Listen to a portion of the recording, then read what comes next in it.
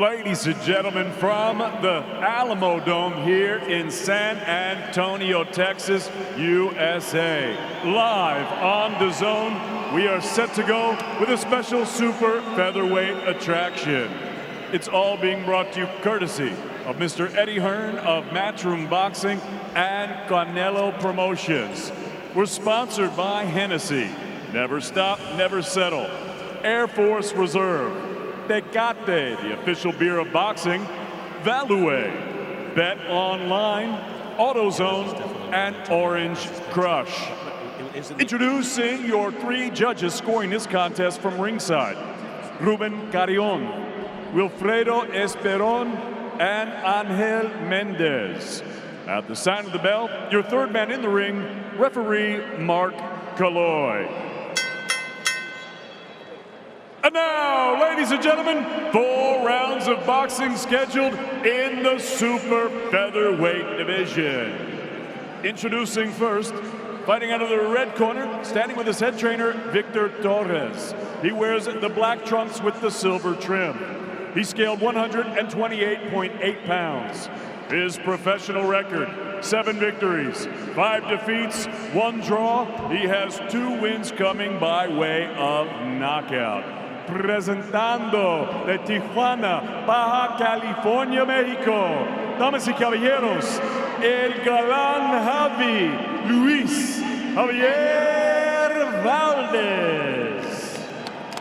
Valdes.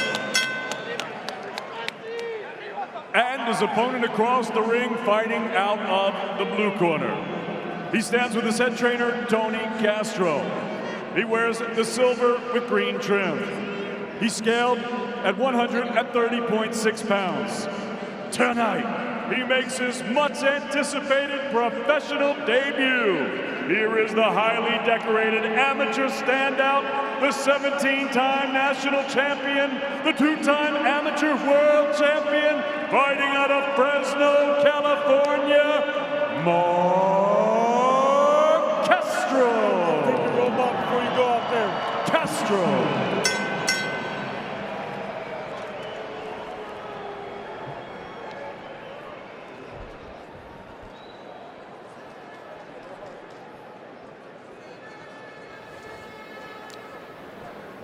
Okay, Luis. Mark, we've already gone over the rules in the dressing room. I want you to obey my commands at all times. Most importantly, protect yourself at all times. Golpes aquí, está bien. Punches right here and up are good, okay? Touch gloves if you want to. Good luck to you, man. Everything about Marc Castro tells you that he is poised beyond his years. Luis, mouthpiece. Again, #1 in his high school class, could have graduated Coach. early, stayed on to go for #1. He got that. He was #1 in his class, #1 featherweight in the United States. Coach. Junior world champion, and won 16 national level tournaments. National champion 3 times in the silver gloves, 2-time junior Olympic champion. He beat Raymond Ford twice in the amateurs, which if you saw Raymond Ford fight earlier, that is not easy. You know, all that being said, Brian, these pro debuts can be really tricky to make. We saw Nkosi Solomon on an early DAZN show lose his pro debut. Robeisy Ramirez, one of the most decorated amateurs ever, lost his pro debut a year and a half ago. It's tough sometimes picking the right guy. Vasily Lomachenko lost to Orlando Salido very early in his career. Was that his first or second pro fight? Second pro fight. Second pro fight after he'd gone like 401 as an amateur. Right away, the right hand from Castro as he moves in. Marc Castro, again, his 4th chance at getting a fight this year. Fight after fight, falling out, including his own positive COVID test. He said he was asymptomatic, and he feels physically fine right now and ready to go. They'll fight 4 rounds, scheduled for 4 at least, against Luis Javier Valdes, also 21 years old. Yeah, I'm curious to see how Marc Castro is going to unfold as a professional, because you just mentioned all the accolades as an amateur, but like we touched on earlier, this is a different game. You know, you got to slow things down, but right now I want to see jabs, and I want to see a little bit more slowing down, patience. A little bit more patience from Castro. Doesn't look a little jittery, but he landed a right hand to the body, went immediately up to the head with the right hand. Some good scoring shots from Castro. Castro in the silver trunks, Valdes in the black. Frenetic pace so far. 3-punch combination by Castro. since we never seen Castro fight as a pro, I asked Castro, describe your style, and he says, well, I'm relentless and I'm a smart pressure fighter. Castro says, hey, I'm a learner. I love to learn. And he expects to learn here in the ring. I mean, he didn't come in cocky. We spoke to him this week, and he knows that, he's the big prospect, the future star, but he says, this is the big leagues. Every move can be countered, and I have to be careful. Right hand just falls short. He continues to throw combinations. Hook to the body by Valdes. Hard right hand again by Castro. Valdes able to slip under the hook, weave underneath nicely. Every punch is hard from Castro right now. He's not mixing up his speed and his rhythm. He's going to learn that as he goes, but right now he's a little bit over anxious, a little jittery like we touched on right now. But that's his style. He wants to put pressure, but I want to see a little bit more polish out of him. Snap those jabs out there. Use some feints. I mean, most guys make their pro debut in empty venues on relatively meaningless cards. Here's Marc Castro on one of the biggest fights of the year as the co-main event. I don't know if I like that either, Chris. Do you like that? Because this fight was supposed to basically be one of the first two. Midweek, it switched up to the co-feature, and I thought, do you want to do that to the kid? I'll tell you, on that ring walk, he looked pretty anxious. No, he's fine. Well, he looked anxious. A big smile on his face. Thought so? He's looking around. He looked pretty anxious to me. That's the last time we're going to see a 4-rounder in a co-feature of a Canelo card. I'll tell you what, that thing. Just high hopes for this kid, but in a 4-rounder, maybe a little bit too high. Valdez throws Castro down. Did not hit him there. But that was after a wild flurry, and there is round number 1 in the career of Marc Castro as a pro. Breathe, relax, okay? Hey, you're trying too hard. I want you to relax, okay? Breathe. Go. Touch your leg. Touch your leg. Yeah. Are you trying too hard? Te relajas, pon la salida en la nariz. Ajá, arriba. Breathe.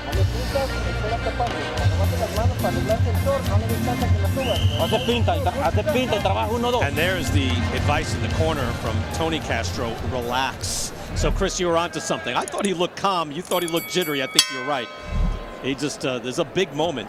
And Sergio, because we go to round number 2, I remember seeing Zab Judah fight 3:30 in the afternoon at the MGM Grand.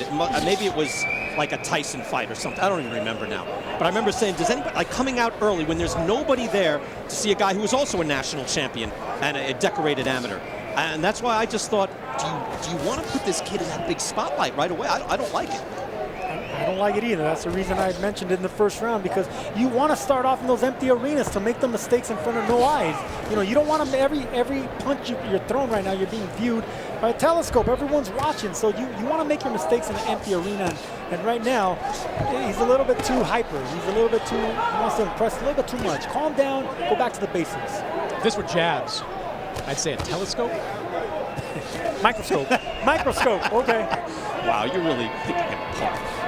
Hey, there's no front row, so people are sitting up there in the Alamo Dome. Right hand snaps back Valdez's head from Castro.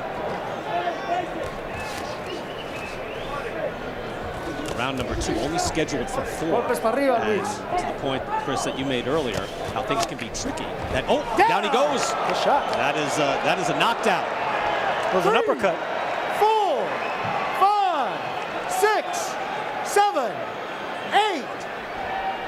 Hazte para acá, ven para acá, manos para arriba, ven para acá. Mark Malloy lets him back in. 2 shots landed from Castro when Valdez went down. He barely beat that count. Let's see if Castro can finish. Hard body shot. That landed, moving his head as he comes in under the tight guard. Look at how loose he's punching now. Look at how fluid he's punching. That knockdown right there gave him confidence. No question. Throwing the hook after the right hand. He comes in stalking Valdez now. Valdez showing some good composure and trying to survive. It's the body shots that are hurting Valdez. Hard right hand, Valdez trying to smother Castro. Now I mentioned, 4 rounds, sometimes you can lose rather easily, even when you're not losing the fight. The judges just score those rounds, but now that 10-8 round at the very least, making things a little easier for Castro, not worrying about going to the cards.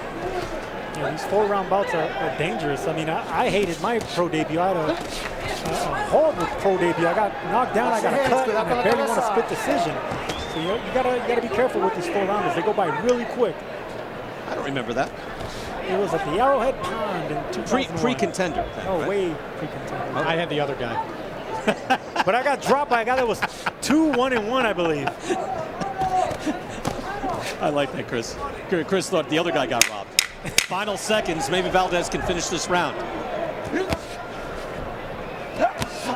Hard body shots there by Castro in round number 2. Knockdown in that second round in the first of Marc Castro's career. El gancho, paz. Se te acerca, güey. Hook and then right hand. Y esta mano está baja, güey. Move Síguele closer. el gancho, paz, Be paz. careful. Your right hand Y is nomás síguele. sound. Keep it up, keep it up. I thought this was an uppercut, Brian, but the uppercut was blocked. It was a straight chopping right hand to the side of the ear that actually knocked Valdes down. That's the uppercut I thought that landed right there.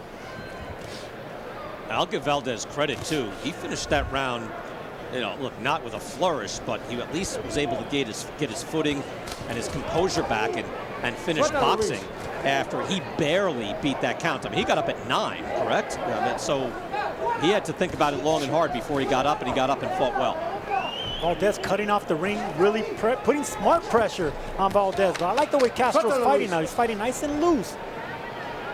Again, pro debut for Marc Castro there in the silver trunks. He's only 21 years old. Valdes also 21. But Castro comes in from a world amateur champion, and high hopes for him in his career.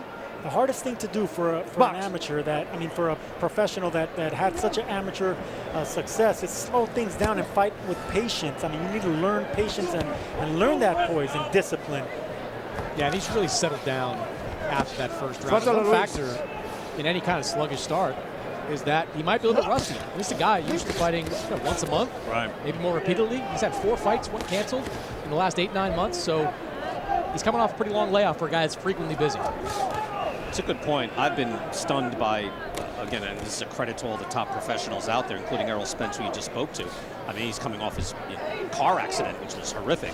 But even all fighters, just months off, where you're in the gym, but you can do your best. And even a lot of the top fighters barely got gym time. Guys built gyms in their houses, trying to get in their garage. They're running out in the street and just trying to do their best. So, no, you're absolutely right. Even world-class competitors have been off for a period of time that they never would be off before. Hard body shots there by Castro. Goes to the head. Valdes is hurt. He takes another knee. Big right hand put him down. 5, 6, 7, 8, 9, 10. That's it. Marc Castro waves it off, and I think that's a good call. He got to 10. Valdes perhaps beat the count, but he was just doing his best. And Marc Castro opens up his professional career, finally, and does it with a knockout win.